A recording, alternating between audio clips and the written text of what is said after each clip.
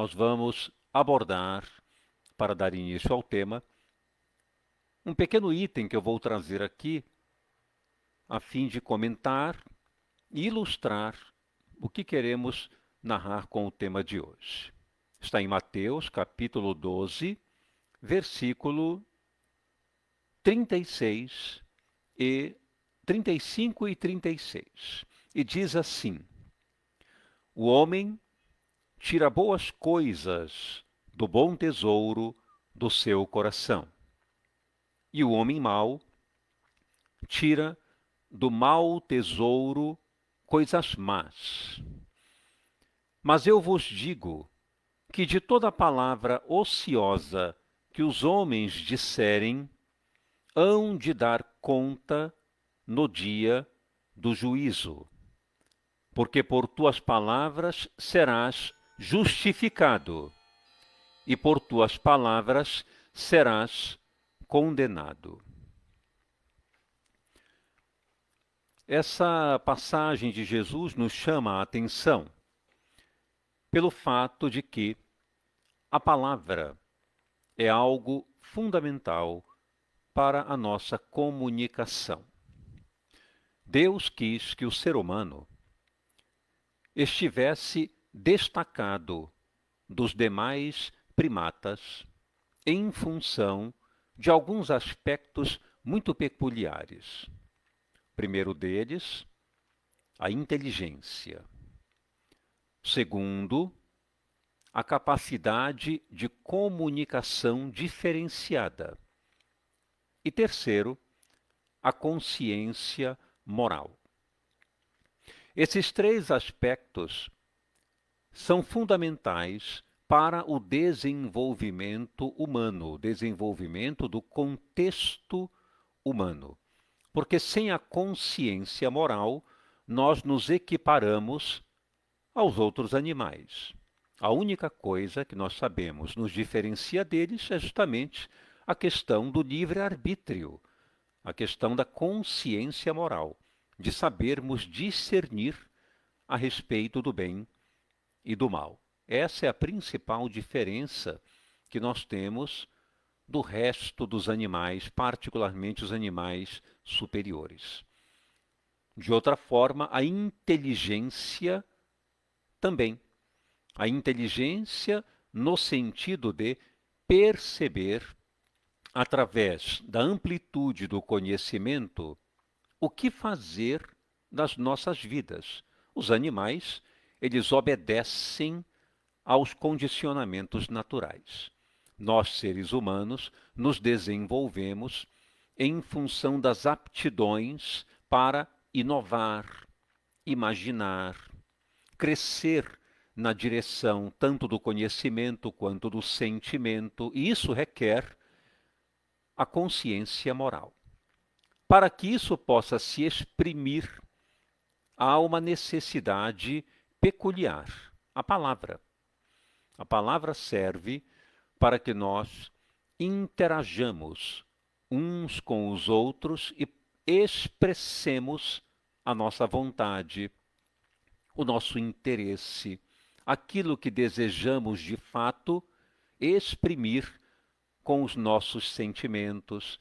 Então a palavra é fundamental na questão humana. Nós não sabemos exatamente quando foi que surgiu a capacidade de nos exprimirmos por palavras. Entretanto, a história acredita que isso data de tempos bastante longínquos, provavelmente a partir de uns 400 mil anos atrás, conforme o estudo da estrutura óssea responsável pelo arcabouço vocal.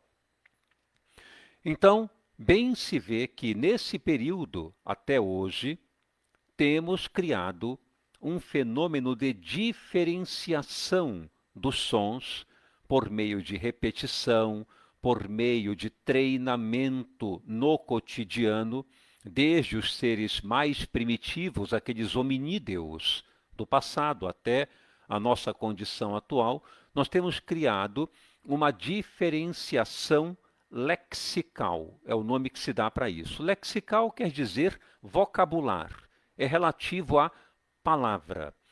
Então dá para a gente perceber a importância que tem a arte de se comunicar, a importância que nós detemos na forma de nos comunicarmos uns com os outros.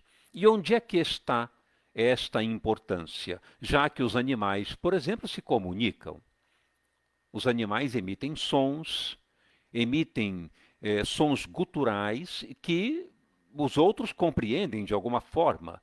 Por exemplo, vários estudos no campo biológico reconhecem que animais, por exemplo, chimpanzés, macaco-rezos e outros, podem se comunicar entre si anunciando a iminente aproximação de perigo de um predador, por exemplo. E eles identificam claramente, emitem sons, os outros identificam esses sons e disparam a fugir, todos em bando, o que mostra que entenderam perfeitamente aquela comunicação estabelecida. Então a pergunta que fica é: qual é a diferença no campo da comunicação que nós possuímos?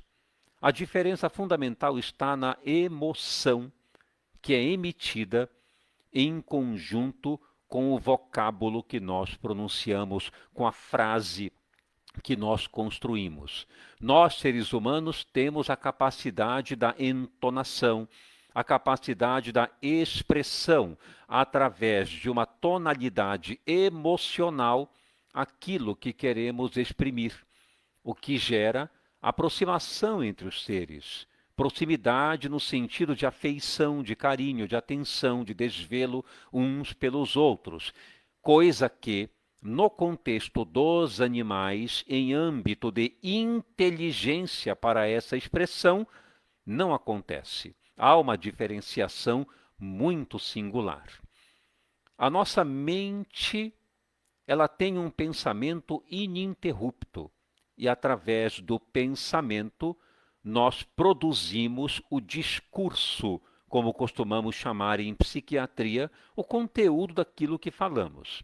Nós dizemos que há um discurso. Esse discurso pode ser coerente, pode ser incoerente, pode ser desconexo, pode ter conexão, pode ter uma associação de ideias compatível com a realidade, com o equilíbrio ou não, enfim.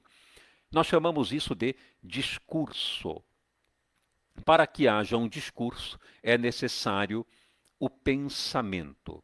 Isso nos chama a atenção pelo seguinte fato: uma vez que a mente produz o discurso, ela também é influenciada por esse discurso.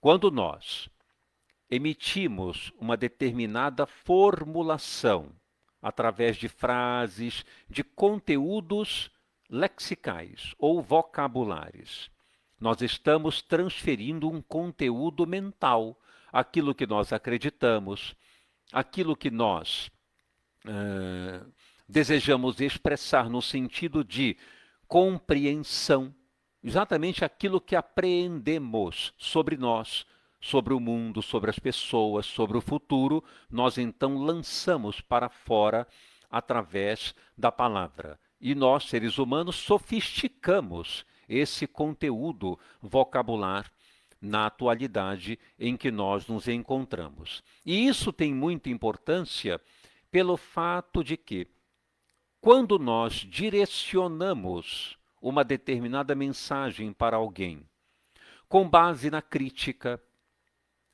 com base no pessimismo, com base na agressividade, por exemplo, ofendendo, machucando, ferindo aquela pessoa, algumas coisas acontecem nesse exato momento. A primeira, que eu considero mais importante, é que nós demonstramos claramente a nossa hierarquia espiritual.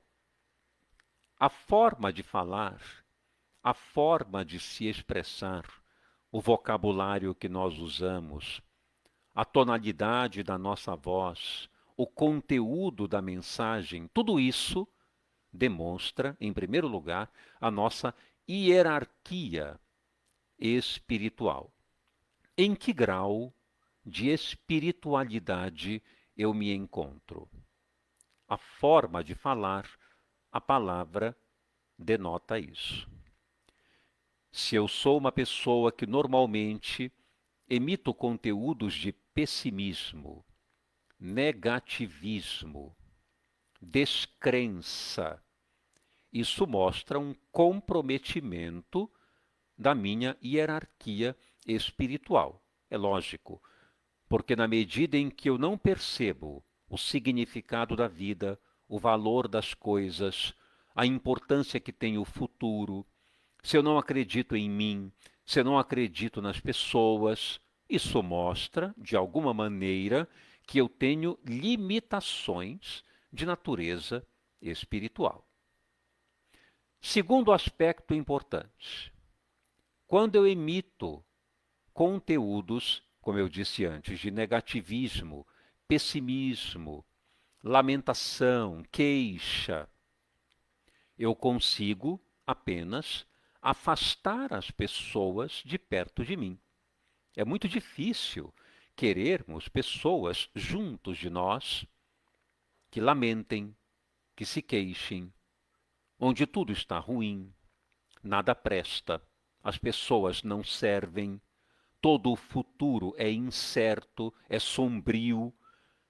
Pessoas desse tipo contêm diálogos que comprometem consideravelmente as suas relações. E quando elas se veem, depois de um certo tempo, notam-se habitualmente sozinhas, sem nenhuma motivação dos outros para permanecer ao lado delas. Então, esse aspecto é fundamental para levarmos em conta o conteúdo da mensagem que apresentamos às outras pessoas e também avaliar que nível ou que hierarquia espiritual nós nos encontramos. É natural que, estando neste mundo, a nossa elevação espiritual ela é muito modesta. Não somos criaturas naturalmente primitivas. Temos algum grau de elevação, mas ele é um grau bastante intermediário.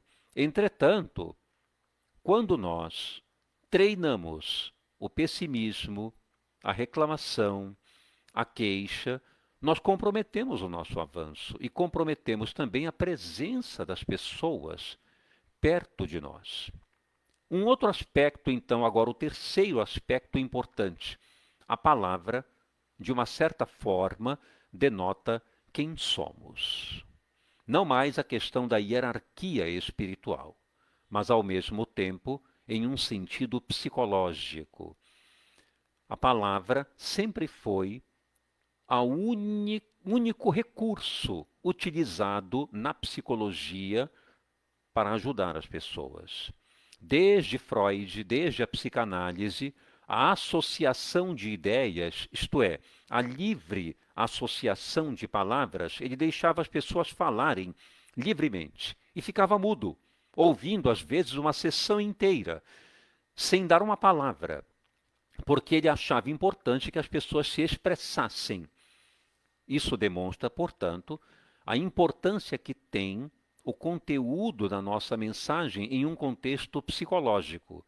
Se eu tenho pessimismo, negativismo, descrença, fanatismo, queixa, reclamação, isso demonstra que o meu comprometimento psicológico é muito significativo. Eu sou uma pessoa que certamente vive de uma maneira altamente sofredora. Sou alguém, eu, por exemplo, se abordo dessa forma, alguém que possui conteúdos internos na sua formação multimilenar como espírito imortal, que vem trazendo ao longo do tempo experiências frustrantes, experiências de insucesso, consequentemente, raiva, mágoa e assim por diante. Então é importante termos esses 3 fatores em mente. Dois deles do ponto de vista profundo e o terceiro de inter-relação. Quando eu me expresso, eu demonstro para mim mesmo, sobretudo, que tipo de hierarquia espiritual eu pertenço. Segundo, eu também verifico em que estado psicológico eu me encontro. E terceiro, por último, eu mantenho ou afasto as pessoas do meu convívio e tenho boas ou más relações, tanto de encarnados quanto de desencarnados. Daí é importante termos o cuidado muito intenso com a palavra que nós emitimos. Eu vejo pessoas, por exemplo, dizendo assim: eu não vou conseguir fazer esse serviço. Ou então, eu não dou conta, eu não posso. Ou então, eu não mereço, eu não mereço ser amado, as pessoas não gostam de mim. Essa forma de pensar é uma forma altamente equivocada. São palavras que impregnam a mente e deterioram a condição emocional. Assim como a mente produz o discurso influencia a mente. Se o meu conteúdo de diálogo é sempre negativo, é sempre descrente, eu vou impregnar o meu campo mental desse conhecimento. E isso se transforma em um hábito. Mesmo que eu queira depois me libertar disso, fica muito difícil, porque se transformou em um hábito. E é muito curioso, porque geralmente aquilo que emitimos no cotidiano, como frases tais quais essas que eu contei, nós não temos nenhuma certeza de que isso vai acontecer. Quando eu digo, por exemplo, alguém chega para mim e diz assim: eu vou pedir para você fazer tal tarefa. E eu digo assim: eu não vou conseguir fazer isso. Melhor deixar para fulano. Eu não dou conta de fazer isso. Curiosamente, eu nem tentei. Então, eu não tenho certeza se eu vou conseguir ou não, mas eu prefiro ficar com o conteúdo negativo. Por quê? Porque é uma estratégia psicológica que eu adoto para me livrar daquilo que eu temo fracassar. Mas se eu viver nesse clima de fracasso, conforme eu afirmo que de fato vai acontecer, tudo que eu conseguirei é não prosseguir na minha vida, não avançar, não subir os degraus que eu necessito. Então, é muito interessante nós pensarmos nisso, pelo fato de que, como nós não temos certeza do que vai acontecer, a pergunta que fica é: por que eu não falo aquilo que é positivo? Se eu não tenho certeza, por que eu não falo o que é melhor, o que é bom, o que vale a pena, o que me otimiza as ações? Por que eu não falo assim? É curioso esse nosso comportamento. Por exemplo, veja um simples exemplo. Quando eu digo assim: não tem um copo aqui, eu já declarei que provavelmente não tem mesmo, que eu não tenho possibilidade de encontrá-lo, que eu vou ter problemas porque eu não vou realmente achar um copo. É comum dizermos isso. Não tem tal coisa aqui? Eu não consigo alguma coisa. É sempre não, não, não. Eu já vou para o lado pessimista das minhas afirmações. É bastante interessante. Eu não pergunto, por exemplo, ou quando pergunto, ok. Mas é hábito frequente de muitas pessoas já ir para o lado negativo. Algo assim: eu acho que não tem tal coisa. Tem, mas eu já estou dizendo que não tem. É o hábito comum de certo pessimismo, de certo negativismo. E isso impregna a mente do mesmo conteúdo negativo. Então devemos ter um pouco de cuidado com as afirmações que nós apresentamos, não só para nós, como também para as pessoas em geral. Tenhamos outras maneiras de apresentar os nossos conteúdos mentais. Mudemos a forma de falar, porque a palavra, ela tem muito poder. A palavra emite vibração. A palavra emite emoção e ela causa na outra pessoa determinados impactos que nós desconhecemos, porque nós não podemos saber qual é o nível de sensibilidade das pessoas ao receberem a nossa mensagem. Por isso, é muito importante termos um certo nível de critério quando vamos conversar. Por exemplo, alguém diz assim para mim: você não vai imaginar o que aconteceu. E eu digo: o que aconteceu? Passei naquele concurso tão difícil. E eu digo: parabéns, você mereceu. Quando abordo dessa forma, sem nenhuma emoção, a pessoa irá embora e dirá assim para os outros: nossa, ele nem se importou. Eu contei para ele que eu passei no concurso e ele praticamente não disse nada. Mas isso não é verdade. Eu disse parabéns, você mereceu. Porém, a tonalidade emocional, o campo vibratório de que foi revestida a frase não estava adequado. E a pessoa entendeu a afirmação que eu disse, parabéns, etc., de um modo completamente diferente do que o significado concreto quis expressar. Por quê? Porque não houve emoção. A tonalidade emocional foi fraca, o padrão vibratório daquele conteúdo foi mínimo.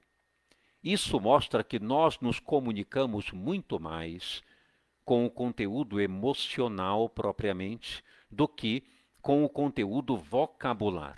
O vocábulo, ele é muito importante, mas a vibração, o impacto com que atinge a outra pessoa é essencial. Agora imagine quando alguém ofende o outro brutalmente.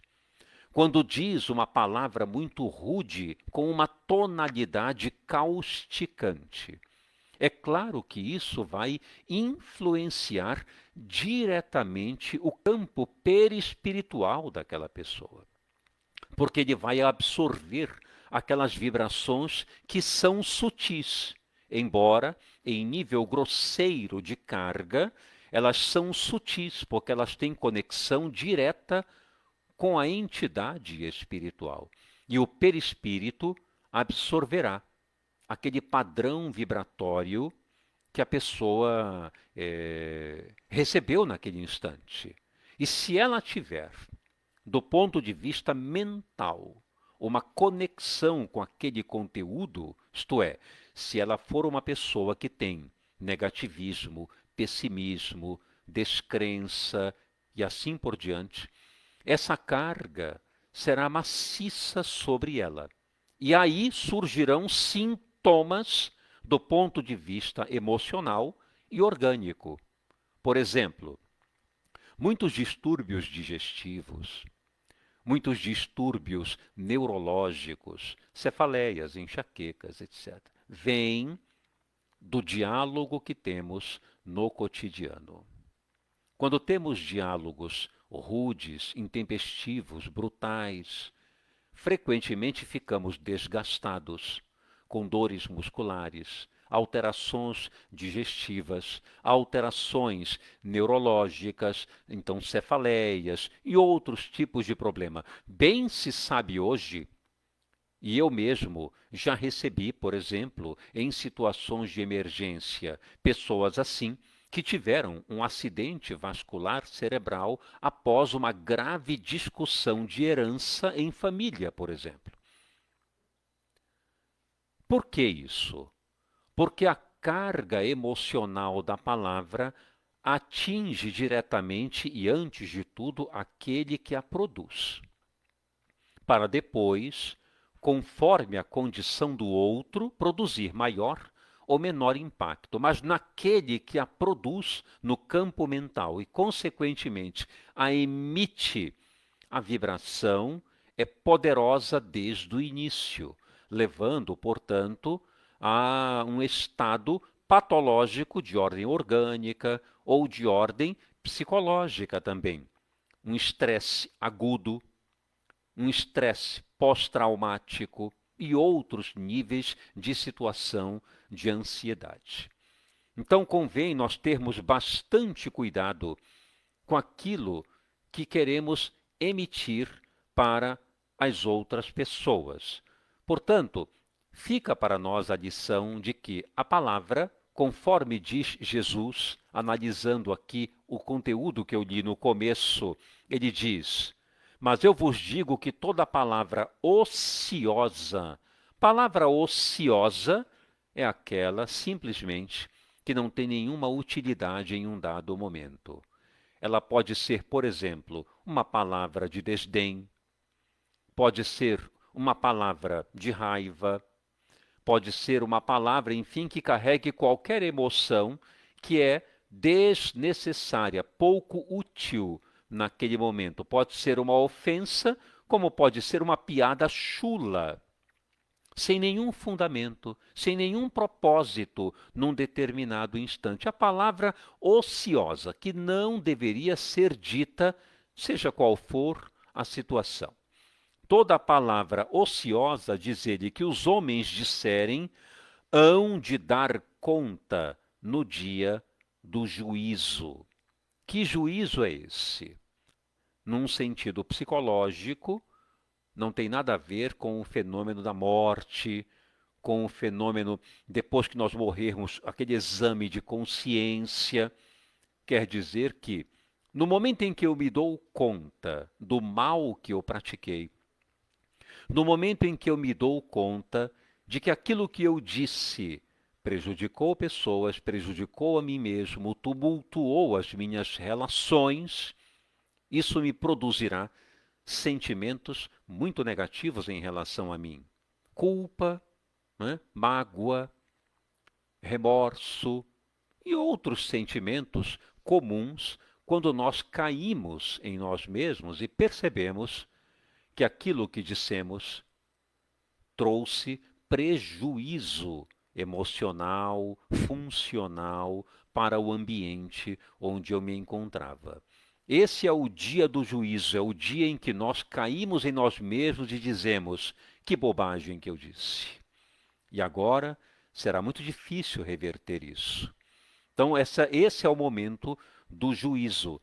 Daremos conta, portanto, não há castigo de Deus, não há nenhum tipo de punição, não há nenhum tipo de violência divina, de forma alguma. O que há é o estado de consciência que se apropria do erro praticado, da palavra mal colocada, da afirmação que trouxe dor, sofrimento para os outros e para si mesmo. Esse é o dia do juízo e esse é o dar-se conta que todos nós, de alguma forma, vivenciamos. Quem de nós já não disse algo impróprio, já não disse alguma coisa de que se arrependeu? É óbvio, todos nós já passamos por isso e ainda iremos passar, porque nós não somos perfeitos. Mas nos policiarmos quanto a isso, examinarmos cuidadosamente os nossos pensamentos, as palavras que dizemos, o que queremos dizer, esse é um grande exercício que não é fácil, bastante difícil, mas é um exercício de elevação espiritual no mundo em que nós nos encontramos. Nós estamos aqui justamente para isso, para nos preenchermos de virtudes. E uma das virtudes que nós devemos abraçar é uma comunicação sem violência, sem agressividade, sem rudeza, tanto para conosco, em relação a qualquer afirmação imprópria que devamos a nós, como em relação aos outros. E conta também uma coisa importante nesse aspecto, é avaliarmos, sobretudo, nossas intenções. Nossas intenções devem ser muito avaliadas. Jesus mesmo nos anunciou isso. Ele disse, está escrito, não matarás. Entretanto, se apenas disseres ao teu irmão, raca, isto é, tonto, bobo, fútil, já cometeste um grave erro. Então vejam que a palavra simples que ofende, que machuca, é tão grave quanto matar. Por que ele coloca nesta mesma situação? Porque existem muitas formas de matar. Nós podemos matar tirando a vida, mas nós podemos matar as aspirações. Nós podemos matar os interesses dos outros. A pessoa às vezes chega para nós e diz assim, eu queria tanto, tenho uma vontade de fazer tal coisa, de criar alguma coisa, de empreender dessa forma. De repente logo dizemos, e você serve para isso? E você sabe fazer isso? Desde quando? Isso nunca foi sua praia, usamos esse termo vulgar, né? Isso nunca foi sua praia. Você não tem condição de fazer uma coisa dessas. Nós estamos matando as aspirações das pessoas. Estamos matando aquilo que elas gostariam de fazer. Então, o nosso papel poderia ser muito diferente. Poderíamos dizer que bom que você tem essa vontade, empreenda, faça um esforço, aprenda, tente sim. Isso é muito bom. Então, mudar essa maneira de falar é fundamental. Isso é um exercício diário. Pararmos de emitir queixa, pararmos de emitir lamentações. A palavra voltada para a lamentação nunca produziu nenhum efeito saudável em quem quer que seja. Jesus, por exemplo, nunca aceitou a lamentação das pessoas. Ele amava as pessoas, ele não tinha pena delas, porque pena é um sentimento terrível. Pena é um sentimento que temos quando olhamos alguém e dizemos, coitado. E aí passamos ao largo, como se ele não mais significasse coisa alguma. Isso é que é pena. Quando a gente ama, a gente investe. Muitas vezes somos enérgicos, deixamos a pessoa cair, deixamos que ela passe por algum sofrimento, a fim de que ela aprenda, ela se erga, ela se eleve. Jesus fazia isso. Certa vez, um homem paralítico que estava era um balneário, digamos assim, um território bucólico chamado Betesda. Lá ele foi levado por alguns amigos para se banhar em uma piscina que era dita como uma piscina milagrosa. A certa altura do dia, as águas se agitavam e as pessoas que se banhavam ali eram curadas de reumatismos e de outras dores de que eram acometidas ou saíam andando e assim por diante. Jesus passou por aquele homem e disse, que queres que eu te faça? Ele disse, Senhor, como tu vês, eu sou paralítico e eu tento chegar na piscina e ali todos já estão quando eu chego, porque eu vou me arrastando. Eu vou ali me esgueirando pela terra. Chegando ali, já ocuparam o meu lugar. Eu nunca tenho a chance de entrar na piscina. É a queixa que não tem utilidade. É claro que ele merece compaixão. Mas na análise psicológica dessa situação está a queixa com algum nível provável de ganho secundário. Ele imaginava que Jesus fosse dizer, por exemplo, todos saiam dessa piscina, para que o rapaz possa se acomodar. Mas ele não disse isso. Ele disse, queres ir até lá? Levanta, pega o teu leito e vai. E foi o que aconteceu. Então ele não tinha pena. As palavras que eram de lamentação, de queixa, não o tocavam, porque ele sabia que cada um de nós pode assumir responsabilidade perante si mesmo e otimizar sua própria vida. Um moço rico chegou perto dele e disse, bom mestre, que devo fazer para alcançar a vida eterna? Ele mesmo disse: o que está escrito que tu conheces a respeito da lei? Não matarás, não adulterarás, não dirás falso testemunho, honra teu pai e tua mãe. Cumpre o que está escrito. E o moço, através de uma mensagem presunçosa, disse: mas eu já faço tudo isso.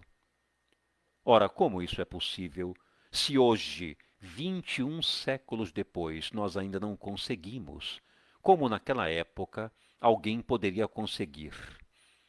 Então Jesus, percebendo a presunção do rapaz, foi enérgico e disse a ele, propôs a ele algo que ele nunca poderia cumprir, dizendo: então, já que queres ser perfeito, vende tudo o que tens, reparte com os pobres, depois vem e me segue.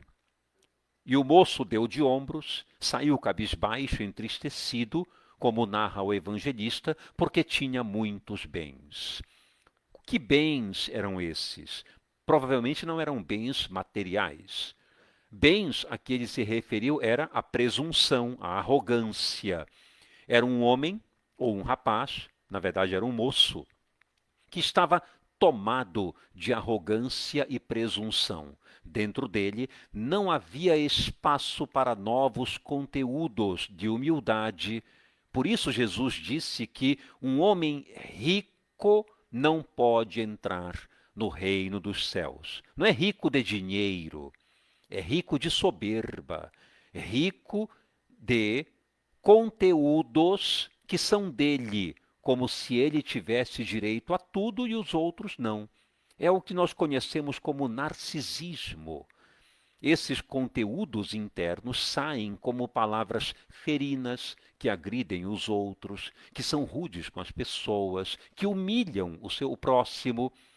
Então nós temos que mudar esse contexto hoje para alcançarmos, em futuro breve, uma condição de paz maior do que essa que nós no momento possuímos. E é a palavra um instrumento dado por Deus para que a nossa vocalização ocorresse. Esse instrumento poderoso, a palavra, é capaz de erguer ou derrubar, elevar ou destruir. E aí nós precisamos cuidar muito da forma como nos expressamos. A convocação, concluindo, é: sejamos dóceis na forma como nós nos expressamos. Sejamos enérgicos, se necessários, entretanto, não raivosos, sem a crítica contumaz, sem a verbalização embrutecida. A energia deve povoar ou envolver a palavra como lição, como esclarecimento, como despertar, não como aguilhão que machuca, que fere, que dói. Então, usemos o melhor que pudermos, esse instrumento poderoso, repleto de emoção, de que nós constituímos, que é a palavra. Dessa forma, nós vamos encerrar, fazendo as nossas vibrações e depois eu vou aqui rapidamente ler, ver se há algum comentário, uma pergunta que eu possa responder. Então, fechemos os nossos olhos tranquilos, serenos, agradecidos a Deus pela oportunidade de aqui estarmos reunidos como uma imensa família que somos, e vamos vibrar por todo o planeta, por todos os povos, nações e territórios, por cada criatura encarnada e desencarnada que habita o nosso planeta. Todos recebam bênçãos de paz e de luz. Amorosamente nós envolvemos o nosso país, o nosso povo, os nossos governantes, a fim de que todos recebam a inspiração de Deus para o bom convívio, as boas relações. Envolvemos também os nossos lares, familiares encarnados e desencarnados, companheiros de trabalho, pessoas que amamos, e também aquelas com quem temos dificuldade de entendimento. Oremos por todos. Agora vamos envolver os que sofrem, onde quer que se encontrem. Nos hospitais, prontos-socorros, cadeias públicas, creches e orfanatos, asilos, ruas, vilas e becos. Onde houver uma criatura necessitada, que a misericórdia de Deus se faça presente. Amorosamente nós envolvemos todos os lares da terra e cada membro familiar. Todos aqueles que já trabalham pelo bem e pela paz, e vibramos com mais intensidade pelos que discordam do bem e da paz. Também envolvemos todos aqueles que se perderam nos caminhos, através do crime, da viciação de toda sorte, que possam receber o amparo divino. Vamos envolver as instituições que já trabalham pelo bem de toda a humanidade, em quaisquer setores de atuação. Vamos envolver os países que ainda são belicosos e ainda vivem em clima de guerra, de desentendimento e de brutalidade uns contra os outros.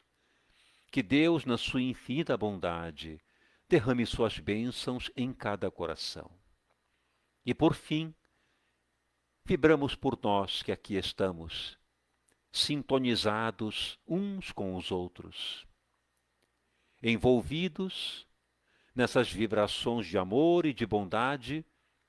Nós dizemos: Senhor, ajuda-nos a utilizar o instrumento da palavra com dignidade, com sabedoria, para que, exprimindo as nossas frases, os nossos vocábulos, mostremos quem realmente somos. Percebamos a nossa condição de espírito. Identifiquemos o nosso estado emocional. E aquilo que não estiver adequado, esforcemo-nos para reparar. E o que for proveitoso, repitamos continuamente para incorporar tudo aquilo que for bom a ser dito na direção do nosso próximo e para nós mesmos. Paz e luz nos nossos corações, hoje e sempre. Que assim seja.